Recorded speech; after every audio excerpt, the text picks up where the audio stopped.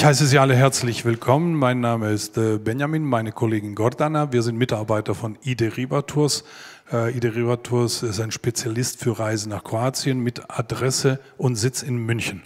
Wir haben natürlich auch unsere Büros in Kroatien. Also wir sind schon unterwegs seit 1994. Gleich zu Beginn nach der Selbstständigkeit Kroatiens haben wir diese Aufgabe übernommen, um Menschen nach Kroatien zu bringen. Wir haben nur Kroatien im Angebot, nichts anderes, nur Kroatien. Unsere Zentrale, wie schon erwähnt, ist in München.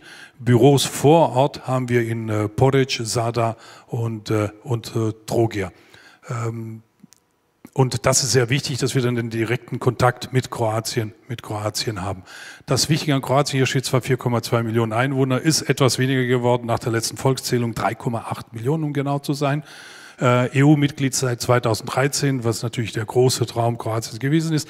Der wichtigste Traum, den wir Kroaten hatten, ist die komplette Zugehörigkeit zum westeuropäischen Kulturkreis. Das haben wir ab dem 1. Januar 2023. Also seit diesem Jahr sind wir mit der Währung in der Europäischen Union. Seit 1. Januar wurde der Euro eingeführt, was große Vorteile hat, natürlich auch Nachteile.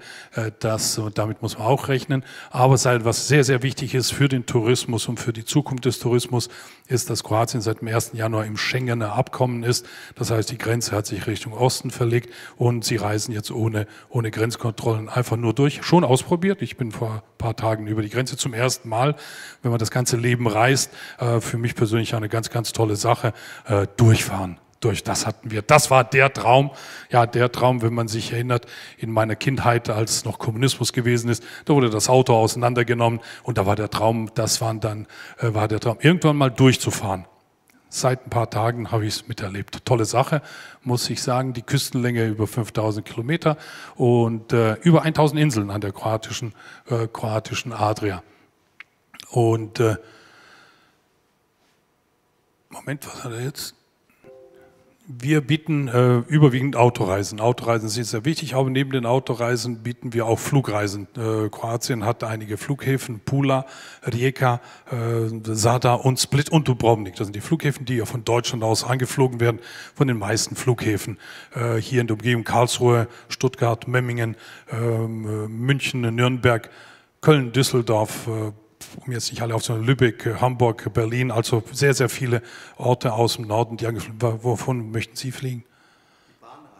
Die Bahnreisen, ab München gibt es eine direkte Bahnverbindung nach Rijeka, hier oben dahin gibt es eine Bahnverbindung. Nachtfahrten sind das überwiegend.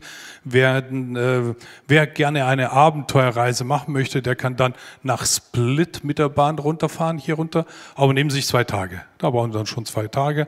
Es ist wenn man die Zeit dazu hat, ja. Aber die Flugreisen sind uns natürlich auch sehr, sehr wichtig. Aber überwiegend mit dem Auto reisen die Menschen. Karawanken und Tauern sind dann halt immer ein bisschen, ja.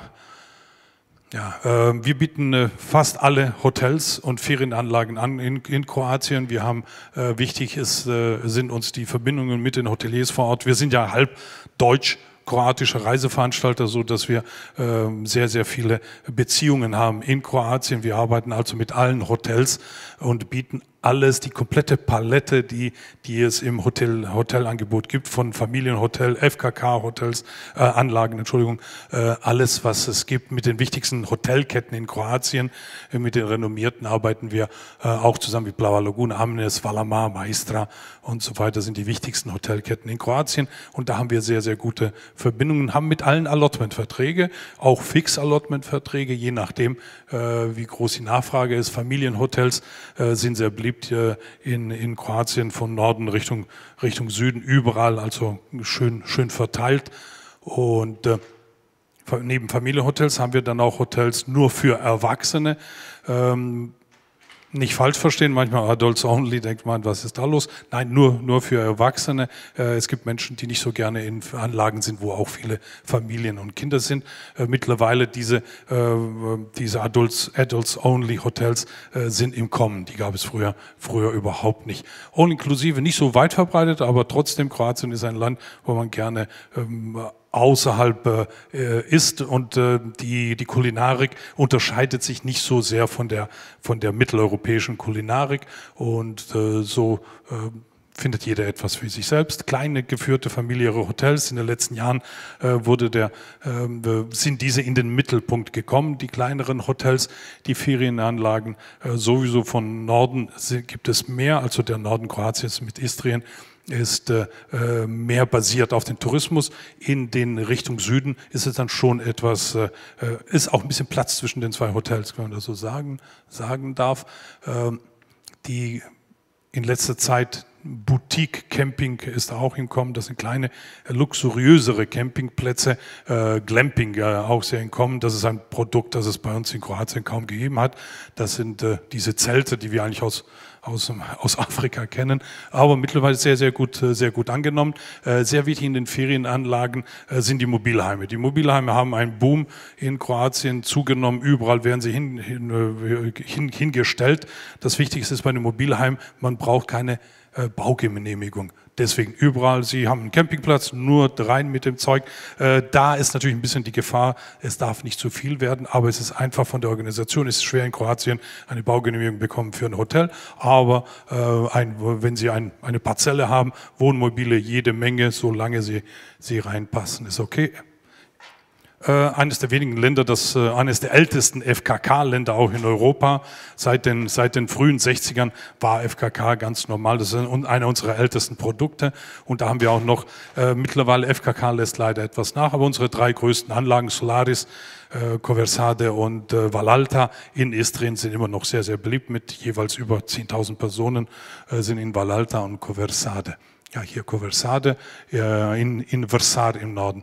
Unsere Ferienhäuser und Ferienwohnungen sind auch sehr beliebt. Überwiegend die Häuser zum Beispiel mit Pool in Istrien, im Inland Istrien sind sehr beliebt und meistens schon im November ausverkauft. Da bekommt man jetzt kaum noch eines dieser Häuser, die in letzter Zeit sehr viel Unterkünfte haben, die sich basieren auf kinderfreundliche Unterkünfte. Das ist auch ein neues Segment bei den Ferienhäusern.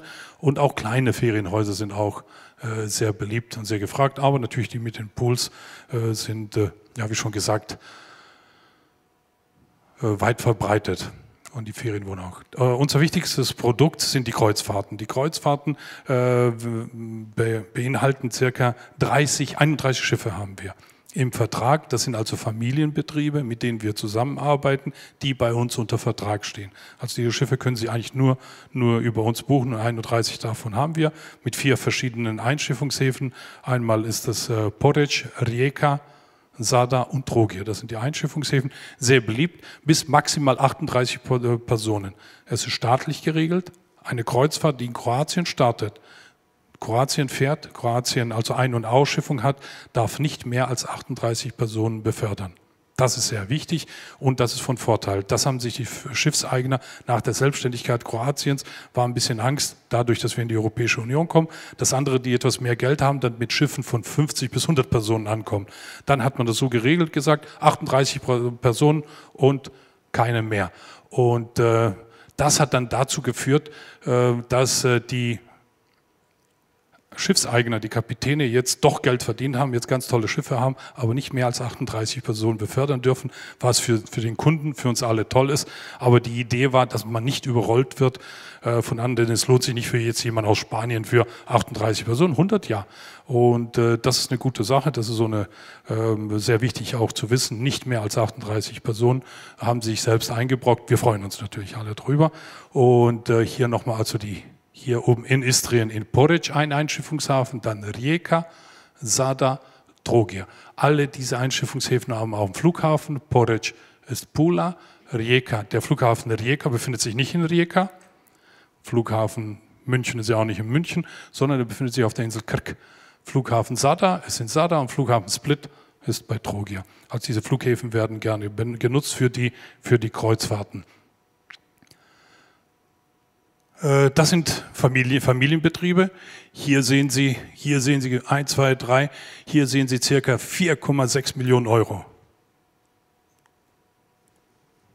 Das sind 4,6 Millionen Euro. Der Papa hat ein Schiff, ein Sohn, 2 Sohn, 3 Sohn, 4 Schiffe, jeweils 1,1 Million ist so ein Schiff wert, das die haben. Ja, da stehen 4,4 Millionen Euro, etwas mehr als 4 Millionen Euro. Natürlich unter Krediten, aber die freuen sich natürlich, wenn das Geld reinkommt. Alle 4 sind Besitzer von luxuriösen Schiffen. Diese luxuriösen Schiffe sind wirklich ganz, ganz toll ausgestattet. Und deswegen haben wir auch Kategorien Komfort, Komfort Plus, Premium, Deluxe. Alle diese Schiffe außer Komfort, also Komfort Plus, Premium und Deluxe, haben in den Kabinen dann auch natürlich auch die Dusche und die Toilette, was sehr wichtig ist. Und so beginnt das also Komfort. Das sind die einfachen, das sind die Schiffe noch aus den 70ern, die gefahren sind, die einfach ausgestattet sind mit Gemeinschaftstoiletten. Die werden aber nur als ganze Schiffe werden verchartert, werden angeboten. Dann haben wir Komfort Plus Kategorie, das sind die Holzschiffe, auch noch die alten Holzschiffe aus den 70ern und 80ern, die renoviert wurden, aber noch traditionsgebunden sind, als komplett aus Holz. Die Masten, Segeln tun wir nicht mehr. Segeln ist zu aufwendig leider und Segeln tun nur die kleinen, eventuell die Komfortschiffe, aber diese Kreuzfahrtschiffe nicht mehr. Premium sind dann schon die modernen, aber nicht luxuriös ausgestatteten Schiffe und die sind dann aus Stahl. Die sind aus Stahl, auch mit allem drum und dran, haben die Masten auch wieder ja nur als Dekoration. Und das ist die Deluxe-Kategorie. Das sind die Herrschaften von vorhin, die 4-Millionen-Familie. Und natürlich viel investiert. Jedes dieser Schiffe ist nicht unter 1 Million Euro, aber die Familien leben davon traditionell. Jetzt die Enkel sind jetzt mit uns unterwegs. Zuerst war der Großvater, dann der Vater und jetzt der Sohn. Also schon 3. Generation ist bei uns mit dabei und die neueste Generation, die jungen Kapitäne haben dann diese luxuriösen Schiffe und die sehr, sehr gefragt und sehr beliebt sind. Wenn sie irgendwann mal am Samstagabend in Split sind, sehen sie nur diese Schiffe. Kein einziges, ist vielleicht ein bisschen die Sentimentalität ist irgendwo geblieben, denn die alten Schiffe sterben leider langsam aus und man bemüht sich, dass man auch die ursprünglichen Schiffe, die Holzschiffe erhält. Aber heutzutage geht alles. Die Routen, also wir haben Badefahrten, Badekreuzfahrten, Aktivrouten. Unsere Aktivrouten unterscheiden sich mit Wanderrouten und Radrouten. Die Radrouten sind sehr beliebt, diese diese Aktivreisen, und in jedem Hafen haben wir auch eine Fahrradtour. Das bedeutet, die Schiffe fahren in der Früh nach dem Frühstück an einer Ecke der Insel. Dort steigen die Gäste aus. Die Gäste fahren mit dem Fahrrad auf die andere Seite der Insel, die entgegengesetzte. Das Schiff fährt außen herum, lädt die Gäste wieder ein. Übernachtung zur nächsten Insel, also Inselhüpfen mit dem Fahrrad. Da muss man immer auch trennen zwischen dem klassischen Badeurlaub und dem Aktivurlaub. Es gibt natürlich auch Menschen, die sagen, ich möchte ein bisschen baden und ein bisschen Rad fahren und vielleicht noch ein Bier dazwischen. Und diese Fahrten nennen wir Aktiv und Cappuccino. Das bedeutet, an einem Tag wird Rad gefahren, am nächsten Tag nicht viel, um Gottes Willen. Man will ja die Gäste nicht überfordern. Am nächsten Tag wird ein bisschen gewandert, dann wird mit dem Kajak ein bisschen Kanu gefahren und am 4. Tag so, jetzt trinkt man was. Und dazwischen immer wieder ein Kaffee. Und da haben wir den Ausgleich gefunden für die. Und es gibt viele Menschen, auch heutzutage, wenn man auch in ein gewisses Alter kommt, ich kann nicht jeden Tag Fahrrad fahren, von jedem etwas, also eine Kombination Aktiv und Cappuccino. Und dann haben wir Familienrouten. Familienrouten, natürlich auf dem Schiff sind nur Kinder, überall Familien mit Kindern, und dann wird das auch dann den Kindern angepasst, und wir haben Kapitänsrouten, da entscheidet dann der Kapitän, wo es hingeht, und sehr wichtig auch in letzter Zeit sind die FKK-Routen, sehr beliebt. Wie schon gesagt, diese FKK-Schiffe, das sind dann immer die traditionelleren Schiffe. Auf den luxuriösen machen wir das noch nicht. Die traditionellen Schiffe, da passt das noch rein, und deswegen sind dann maximal 30 Menschen auf dem Schiff, die natürlich unterwegs sind. Und das ist natürlich eine tolle Sache. Erst in der heutigen Zeit, wo leider FKK durch das Internet und komische Menschen, die ab und zu mal vorbeikommen, leider immer mehr abnimmt, ist das eine ideale Art und Weise, seinen Urlaub zu verbringen für Menschen, die naturgebunden sind. FKK mit 30 Personen ist leger, ist halt einfach. So sieht eine dieser Baderouten aus. Also man landet in Split, wenn man jetzt mit dem Flieger unterwegs ist, Stuttgart, München, wie schon gesagt, Memmingen hier in der Umgebung, Memmingen und Karlsruhe werden angeflogen. Am ersten Tag fahren dann die Schiffe nach Split. Für die Gäste, die später anreisen mit dem Flieger oder mit dem Auto, Verspätung haben, um 13 Uhr. Um 13 Uhr starten die Schiffe immer in Trogir. Fahren dann aber immer diese kurze Strecke nur nach Split. Aus dem Grund, weil Menschen auch später anreisen mit dem Flieger und mit dem Auto und die später Anreisenden steigen dann in Split zu. Das ist der Vorteil bei den großen Kreuzfahrtschiffen, wo Einschiffung in Venedig ist, nächste Übernachtung ist in Griechenland. Wenn man da zu spät kommt, dann ist es halt ein bisschen, ja, und hier sind es nur 30 Kilometer Entfernung und da wird dann übernachtet und dann geht es die südliche Inselwelt bis nach Dubrovnik über Korčula, über Mljet, Nationalpark Mljet, die Insel Korčula, Hvar und Brač. Also die Insel wird besucht. Immer der gleiche Ablauf. In der Früh starten die Schiffe mit dem Frühstück. Badeaufenthalt in einer Bucht dann immer dazwischen, also in einer Bucht auf den Inseln. Und dort ist dann Mittagessen. Am Abend sind dann die Schiffe in den Häfen und Halbpension. Immer nur Halbpension, Frühstück, Mittagessen in der Bucht. Am Abend, wenn die Schiffe dann in den Häfen sind, können dann die Gäste selbst entscheiden. Der eine möchte das, der andere das. Also keine Vollpension, erst recht in Kroatien, wo man immer sehr gut essen kann.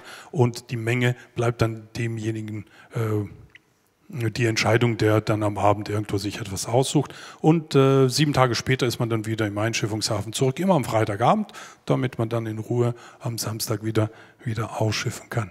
Und das ist hier zum Beispiel eine der beliebtesten Routen, die T3 von Trogir nach Dubrovnik, natürlich sehr beliebt. Und das ist eine dieser unserer Radtouren, also in der Rijeka ist der Start, das Schiff fährt nach Njivice hier. Diesen Teil fahren die Gäste mit dem Fahrrad.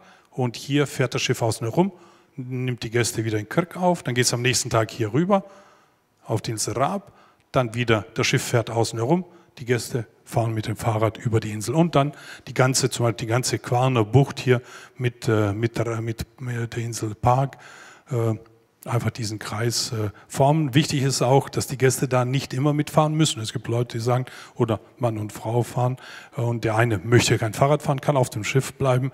In der Küche ist immer Hilfe gefragt, Kartoffelschälen kann jeder. Das ist eine Cappuccino-Fahrt, ähnlich, also etwas Fahrradfahren, etwas Wandern und bei unseren Cappuccino-Fahrten ist dann auch bei 2 Touren ist auch eine Rafting-Fahrt. Hier ist es der Cetina Canyon, der Cetina Fluss, wo die Karl-May-Filme gedreht wurden, wo sich Pierre Brice Finger gebrochen hat. Da wird Kanu gefahren. Ja, das ist eine der wichtigsten Szenen aus den Karl-May-Filmen, wo er sich den Finger gebrochen hat und weiter gedreht hat. Ja, es war zwar der Finger, aber der hat sich diesen Finger hat er sich wirklich gebrochen, hat aber weitergemacht, hat kein Wort gesagt. Der Mensch heute, wie unsere Schauspieler sind, ja, auch draußen ein bisschen zu windig. Ich bleibe heute zu Hause. Aber nicht Pierre Brice, Finger gebrochen und runter den Cetina-Fluss und da machen wir dann die Kreuzfahrten. Ist eine der bekanntesten Geschichten aus der Karl-May-Film, der gebrochene Mittelfinger. Wandern, die Wandertour, auch sehr, sehr beliebt, die Wanderfahrten nur im Frühjahr und im Herbst, im Sommer machen sie das nicht. Ist ein bisschen, und auch die Radtouren, sehr wichtig zu erwähnen, die Radtouren machen wir nicht von Anfang Juli bis Ende August. 1,5 Monate ist Pause, dann ist nur Badereisen aus gesundheitlichen Gründen, das kann man nicht machen. Deswegen also mitten im Sommer, im August werden keine Wanderfahrten, Radfahrten und Wanderfahrten organisiert, weil einfach das Wetter nicht mitmacht. Wir haben einen neuen Abfahrtshafen, Poreč, Istrien. Wir hatten sehr viele Gäste in den letzten Jahren, die gefragt haben, mach doch mal was in Istrien. Und jetzt haben wir den Abfahrts neu im Programm, Abfahrtshafen Poreč in Istrien bis zur Kvarner Bucht, ohne Fahrrad oder Istrien auch mit dem Fahrrad. Also im Frühjahr und Herbst wird Fahrrad gefahren, im Sommer ist dann nur wieder die klassische Badereisen. Einige Reisen haben wir aktualisiert, ein bisschen erneuert. Man muss ja auch immer wieder, wir haben sehr, sehr viele Stammgäste und natürlich wird dann immer gefragt, habt ihr was Neues? Also immer wieder neu kommt etwas dazu. Unsere Charterangebote sind sehr wichtig. Charter bedeutet, dass geschlossene Gesellschaft auf dem Schiff ist. Unsere Charterfahrten sind sehr beliebt. Eigentlich die Schiffe, das Programm für die Kreuzfahrten kommt immer im Sommer für das darauffolgende Jahr. Danach verkaufen wir nur die Charter an unsere Partner oder wer die Charter buchen möchte. Die Menschen, Leute oder Reisebüros buchen das ganze Schiff und die Charter werden gebucht bis Anfang November und ab November ist Kabinenverkauf. Also der Kabinenverkauf kommt eher später. Wir stoppen immer den Verkauf für den Charter, für die Charterangebote. Und da haben wir sehr, sehr viele Schiffe. Und beim Charter entscheidet dann die Gesellschaft, wo es hingeht, wie es hingeht und was gemacht wird. Dann kann jedes Schiff zu irgendetwas sozusagen umgebaut werden oder angepasst werden. Und wie schon gesagt, bis November sind dann die Charterangebote raus. Und jetzt schon sind die ersten Charterangebote, beginnen wir für 24 mit dem Charterverkauf. Haben wir schon viele Angebote. Wir haben unsere wichtigsten Kataloge. Das ist einmal, geben wir Ihnen auch mit, den aktuellen Katalog 23, wo eigentlich alle unsere Produkte drin sind. Dann unser Kreuzfahrtkatalog, wo die Radtouren, Wanderrouten und Inselhüpfen und Charter drin sind. Und dann haben wir noch einen Katalog nur für Charter. Wir machen dann noch verschiedene Aktivreisen, Sonderreisen.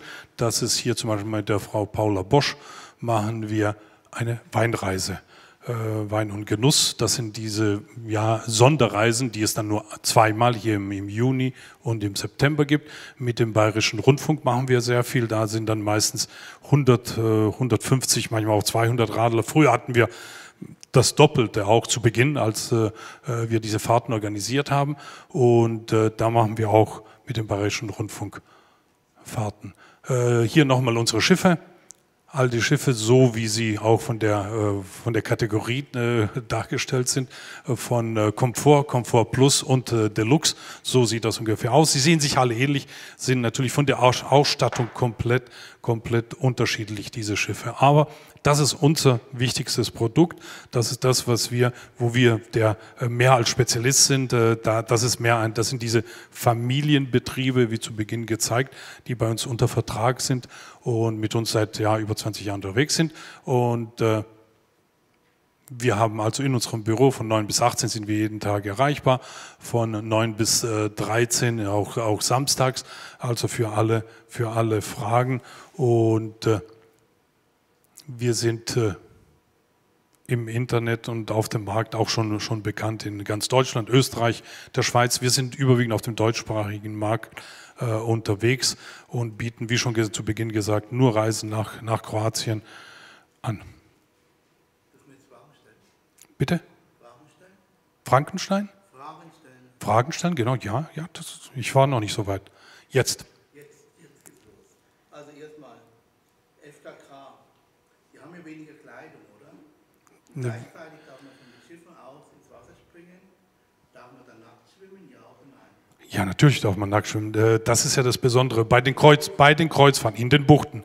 Sobald das Schiff einen Hafen ansteuert, dann müssen alle angezogen sein. An Land müssen sie angezogen sein, nicht in der Bucht.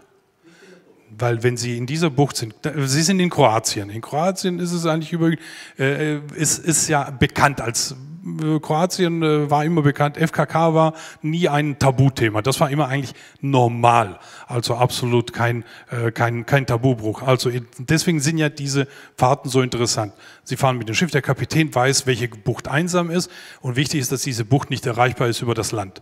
Die Menschen springen ins Meer, nackt, aufs Festland, wieder zurück, ganz normal. Wichtig ist, dass er das nicht vor einer Hotelkette macht, wo 500 andere Menschen baden. Das sollte man nicht machen, aber die Kapitäne wissen Bescheid. Ich weiß nicht, ich habe 3 Fragen notiert. Ja, bitte. Jetzt kommt ja immer mehr Glamping auf, schon als Ja, Glamping, genau, ja. Wenn man jetzt in Afrika schon eine Glamping-Lodge aufbaut, da hat man manchmal zeitliche Beschränkungen. Also die muss man dann wieder abbauen und dann wieder das Ganze im ursprünglichen Zustand wieder zurückversetzen. Das ist hier nicht der Fall, hier sind Sie fest. Gibt es da keine Vorschriften, dass das Stadion mir sagt, jetzt habt ihr 4 Jahre Glamping gemacht, das ist genug, jetzt muss das Ding wieder weg. Das, was ich erwähnt habe, keine Baugenehmigung, Sie können es hinstellen, wo Sie möchten, auf dem Camping. Also die Pächter, die campen unbegrenzt, solange es im Rahmen in der Grenze des Camping, der Campingplatz ist ja eingezäunt. Das ist ja, jetzt persönlich finde ich das nicht so toll, aber die dürfen so viele Dinge reintun, wie sie möchten. Es gibt keine Begrenzung, solange es in den Gabariten des Campingplatzes ist. Nur außer, Sie können nicht mitten in der Pampa irgendwo, so jetzt mache ich mal Glamping, das geht nicht. Aber auf dem Campingplatz keine Baugenehmigung, so viele Sie möchten. Da geht es vielleicht, einige sind da vielleicht einen Schritt ein bisschen zu weit gegangen, weil es zu beengt ist. Ich habe doch 4 Fragen. Ich mache mal nur die einfache, die geht ganz schnell.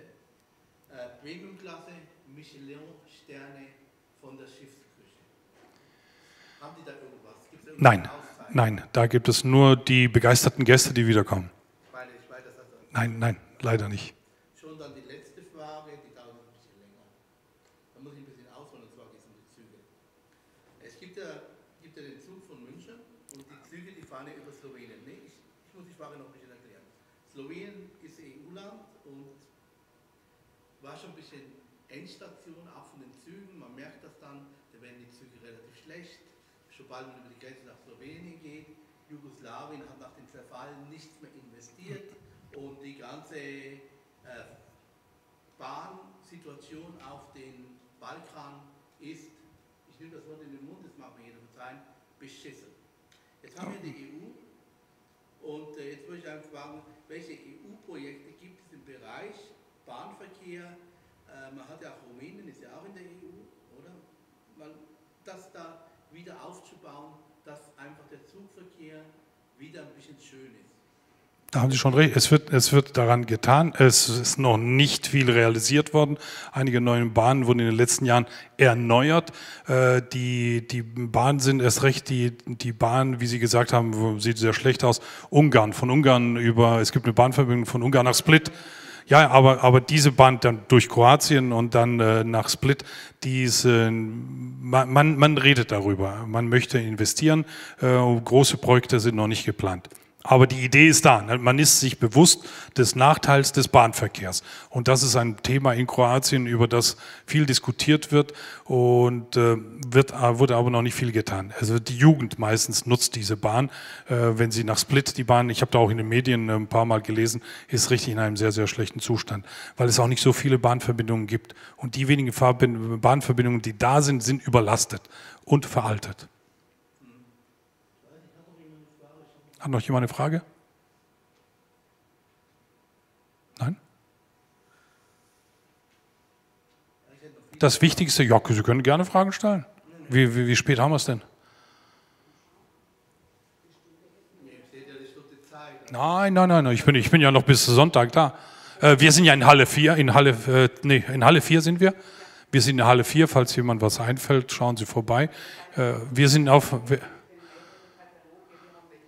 Genau, wenn Sie spezielle Fragen haben, auf jeden Fall, oder schicken Sie uns eine Mail.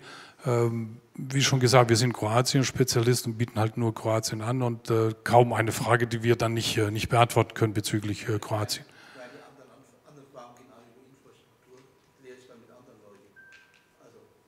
Infrastruktur, Autobahn ist toll.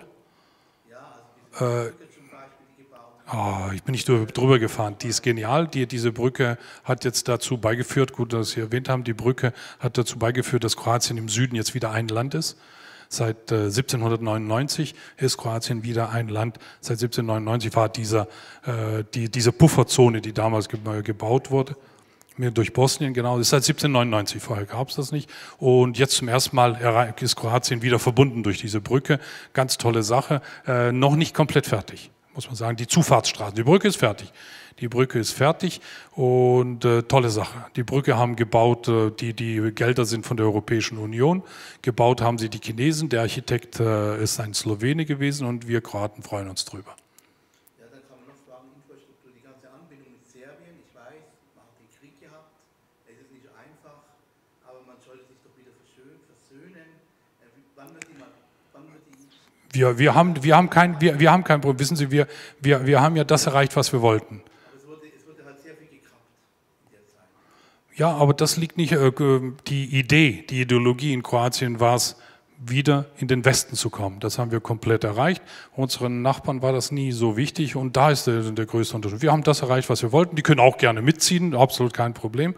Und da ist ja die Problematik, der Zugehörigkeitswunsch und die Ideologie. Also wir wollten wieder zurück, wo wir mal waren, in den westeuropäischen Kulturkreis. Ab dem 1. Januar sind wir komplett drin.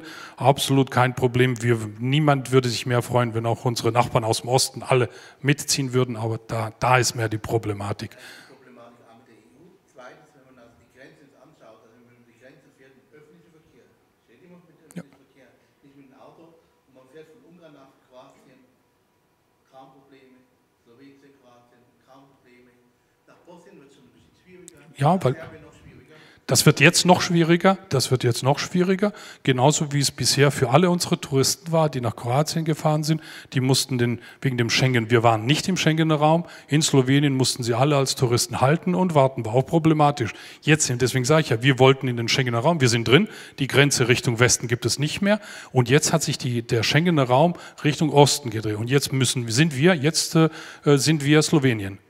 Und jetzt deswegen müssen wir jetzt noch strenger an den Grenzen sein. Das ist schlimm. Jetzt vor kurzem, jetzt zu Weihnachten, mussten diejenigen, die aus Serbien wieder Richtung Westen wollten, bis zu 10 Stunden warten. Aber das ist die Schengener Grenze. Und auch mit der Migrationspolitik, da muss Kroatien noch strenger werden. Und das sind die Vorschriften der Europäischen Union. Wir sind jetzt die Grenze. Jetzt hat Kroatien die Grenze, die auch schon so, wie Sie gesagt haben, streng war. Die wird jetzt noch strenger, noch längere Wartezeiten und noch verschärfter. In der Hoffnung, dass unsere Nachbarn aus dem Osten mitziehen und dann auch mit uns in den Westen kommen. Ja, ja, bitte. Ich würde ergänzend noch ein bisschen was zu Iderimaturs sagen. Wir haben jetzt klar die Kreuzfahrten, die wurden wirklich jetzt lange angesprochen, aber ich bin Reiseleitung in Istrien, ja, und bin für die Hotels, für unsere Hotelgäste zuständig. Und wollte einfach nur sagen, dass wir auch Reiseleitungen in den Hotels vor Ort haben. Eines der wenigen Anbieter, die auch Reiseleitungen vor Ort haben und unsere Gäste vor Ort in den Hotels, Ferienlagen betreuen. Einfach nur das so für meine Arbeit so. Ja? Gut.